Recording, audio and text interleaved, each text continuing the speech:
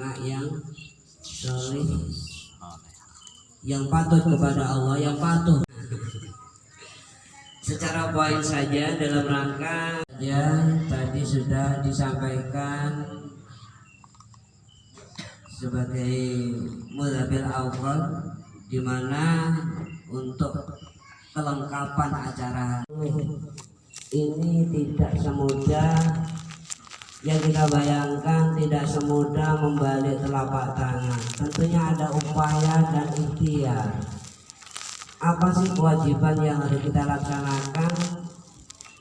Ya secara gampang, yang pertama adalah untuk memberikan sebuah nama. Pertama kali kewajiban orang tua terhadap anaknya adalah memberikan nama yang baik. Kenapa harus nama yang baik? Nek wong Jawa ngarani jeneng niku pinangka dadi jopo. Ngoten nggih. Iya maksudnya ini.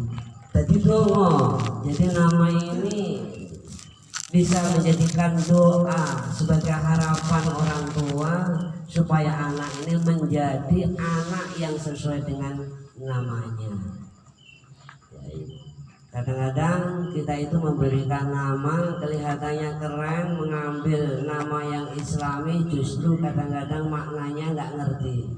Ya, contoh maknanya bagus, Abdus Syarikun. Wah, ini kan bahasa Arab. Ini kalau diartikan Abdus Syari itu hambanya, Syarikun pencuri, malah bukannya anaknya jadi maling terus. Jadi contoh lagi supaya anaknya harapannya ingin menjadi anak yang soleh, tapi salah sebut anak Abdul Soleh umpamanya. Salah dengan soleh itu beda. Soleh itu adalah anak yang baik, tentunya anak yang patuh kepada Allah, taat kepada orang tua. Artinya seperti itu. Jadi kalau yang dipanggil yang seharusnya Abdul Soleh kok manggilnya Saleh. Saleh itu kan maknanya mencret. Maknanya anaknya mencret terus. Maka di sini orang tua berkewajiban untuk memberikan nama yang bagus. Bila nggak ngerti tanya, ini kira-kira maknanya gimana? Ini di sini dikasih nama siapa ini? Muhammad Irza. Muhammad Irza Khalid Al-Makir. Ya, Muhammad ini adalah nama yang terpuji. Reza ini sebagai nama yang awam, ya, alam. Khalid ya. Khalid ini apa maknanya ya? Ya mudah-mudahan dengan nama ini, mudah-mudahan dengan harapan menjadi anak yang soleh, patuh kepada Allah. Jadi nama-nama yang ini perlu kita pahami, jangan sampai namanya itu keliru, karena nama ini sebagai sebutan bahkan menjadikan doa sebagai harapan orang tuanya. Maka Rasulullah SAW ini menganjurkan kepada umatnya sebagaimana yang diriwayatkan di dalam sebuah hadis yang diriwayatkan dari hadis Abu Dawud. Di sana dijelaskan yang artinya sesungguhnya kamu sekalian akan dipanggil pada hari kiamat dengan nama-nama kamu sekalian, maka perbaguslah nama kalian. Maka ketika Rasulullah SAW melihat para sahabatnya yang namanya nggak layak, maka dirubah namanya supaya sesuai dengan nama tersebut. Ini yang pertama.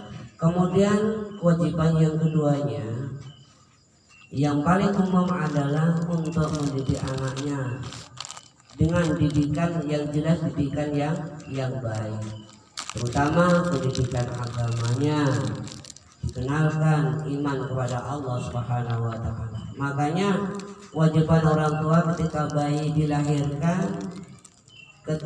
bayi baru dilahirkan ini kan disunahkan untuk diazani sebelah kanan telinga sebelah kanan, kemudian diikomati telinga sebelah kiri. Ini apa tujuannya? Agar supaya baru lahir sudah mendengarkan kalimat tauhid, agar supaya kelak nanti anak ini tertanam keimanan kepada Allah Subhanahu wa taala. Makanya di sini perlu kita pahami benar, kenapa iman ini perlu ditanamkan terhadap anak-anak kita. Karena iman ini merupakan suatu pelita di dalam kehidupan kita. Manusia ini kalau nggak punya iman kepada Allah, ini seperti orang yang berjalan malam pada gelap gulita. Pada malam hari yang gelap gulita tidak membawa obor. Tiang niku nek mlampah dalu-dalu peteng dedet, nek orang nggawa lampu, orang nggawa obor, jelas lakune lunak. Atau nunuk jelas lunak lah, orang ngerti iki waktu apa aspal iki, kapo apa bantal iki, sepatu apa sandal iki, kodok apa kadal iki, haram apa halal. Sehingganya anak tersebut tidak mengerti haram dan halal, anggrek roncal diuntal, dianggap wis haram. Maka iman di sini perlu ditanamkan. Apalagi zaman sekarang Pak, Masya Allah ya, kena biarani zaman ini goro-goro, zaman ini wali-wali zaman, yaitu zaman wasidan. Apa to isine zaman edan? Okeh manungsa kang padha ngumbar hawa nafsu, akeh begal akeh kacu, iman manungsa okeh kang padha mlekisu. Ya, nek enek tontonan mripate padha nyuruh ya. Lanang wadon padha kegandengan wis dianggap dadi bojo, temahane padha kumpul ke kebun. Ya ini perlu kita tanamkan. Bahkan seseorang anak ini kalau tidak mendapatkan satu pendidikan agama, Masya Allah, karo dulur malah ngejak tawur, karo lele malah mendelik, karo pakai ngoplak, karo bawa nabok, karo bawa sauyah-uyah, kontong rumah malah nyolong sepeda. Nah ini Masya Allah. Maka didikan orang tua terhadap anak ini perlu, terutama keimanan, ketauhidan kepada Allah. Dengan iman kepada Allah, maka manusia insya Allah bisa menentukan jalan yang terbaik, tahu mana yang halal dan tahu mana yang haram, mana yang harus kita lakukan dan mana yang harus kita tinggalkan. Maka pendidikan perlu ditanamkan sejak dini hari ya. Ini yang kedua. Entah waktu Indonesia yang sama temawon ya.